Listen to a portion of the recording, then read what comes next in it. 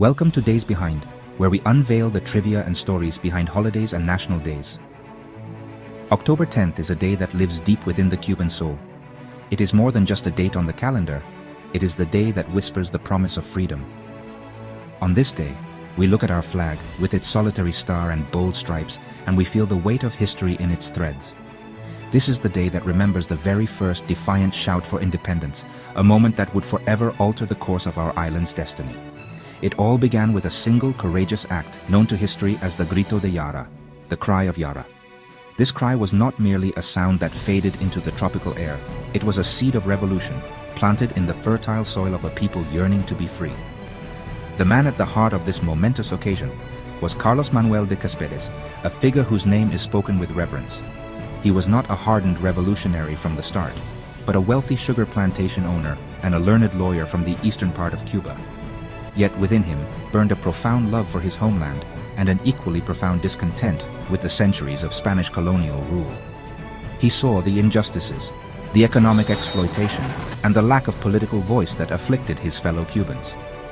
On that fateful morning of October 10, 1868, Céspedes did something truly extraordinary.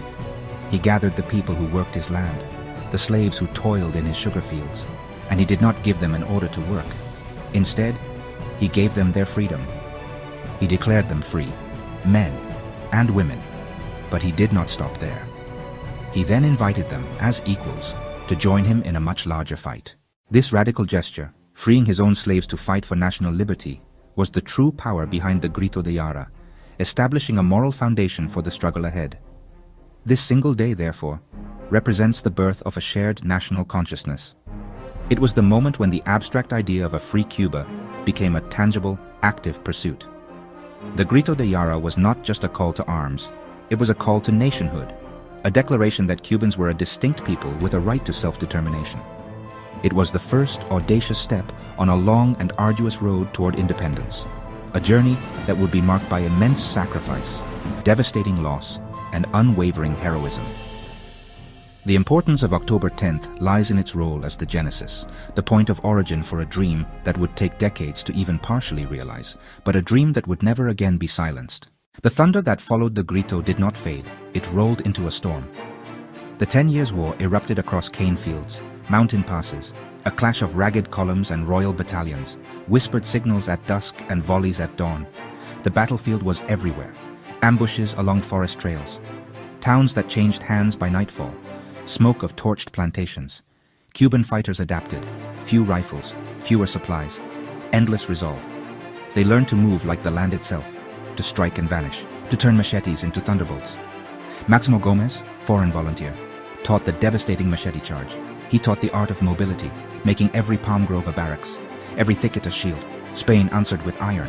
Columns carved trocas across the island, burned crops, uprooted families. Seeds of reconcentration appeared. Brutal relocations, scorched earth reprisals, separating rebels from their lifeblood, the people. Still, the war forged something new. In camps and villages that fed them, a shared rhythm took hold. Skin tones, accents, origins, blurred in common hardship. Veterans like Antonio Maceo, the Bronze Titan, embodied that unity, disciplined, unbending. A soldier who turned wounds into banners. Around campfires they sang La Bayamesa, not as melody alone, but as oath. Each verse a pledge that land and people would rise together, after a decade of sacrifice.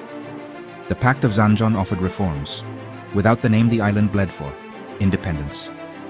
Some laid down arms, many wept. All felt the weight of a promise deferred. Then came defiance. Maceo's Protesta de Baragua, a clear voice through the smoke. The war for freedom could not be signed away. The shooting paused. The transformation did not. Society itself had shifted. Former slaves became citizens in arms. Planters became patriots or exiles. The idea of Cuba moved from paper to pulse. Carlos Manuel de Céspedes broke the chains and lit the fuse. He stood in memory as Padre de la Patria, the father of a nation still in the making. From exile and study, young José Martí listened to echoes and took notes written in loss and courage. He learned the cost of division, the strength of inclusion, the power of a moral cause made practical. Martí gathered lessons, Gómez's tactics, Maceo's resolve, Céspedes' audacity, the people's endurance, and distilled them into a plan to build a country. The flame had survived a decade of rain. It would burn again, brighter, because now it had a name, a music, and a people who knew themselves.